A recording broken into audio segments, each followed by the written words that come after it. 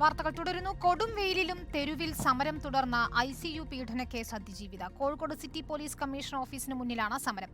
Doctor പ്രീതിയുടെ ഇടപെടൽ മൂലമാണ് അന്വേഷണ റിപ്പോർട്ട് പോലീസ് മറച്ചുവെക്കുന്നതെന്ന് അതിജീവിത റിപ്പോർട്ടറിനോട് പറഞ്ഞു.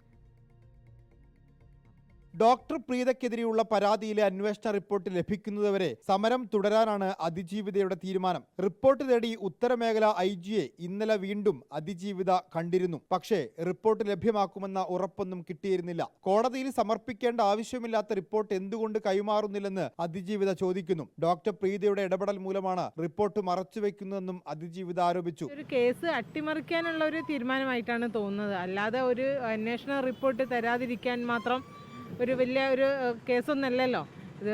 നമുക്കൊരു സംശയമുള്ള ആ ഡോക്ടർ ഈ കേസിൽ ഞാൻ കൊടുത്തിട്ടുള്ള ഒരു മൊഴി മാറ്റി പറഞ്ഞു എന്നുള്ളതിനെ പറ്റിയിട്ടാണ് ഞാൻ ഇവിടെ ഒരു പരാതി കൊടുത്തിട്ടുള്ളത്. അപ്പോൾ അതിൻ്റെ അന്വേഷണ റിപ്പോർട്ട് തരുന്നതിൽ ഒരു ബുദ്ധിമുട്ടൊന്നുമില്ല.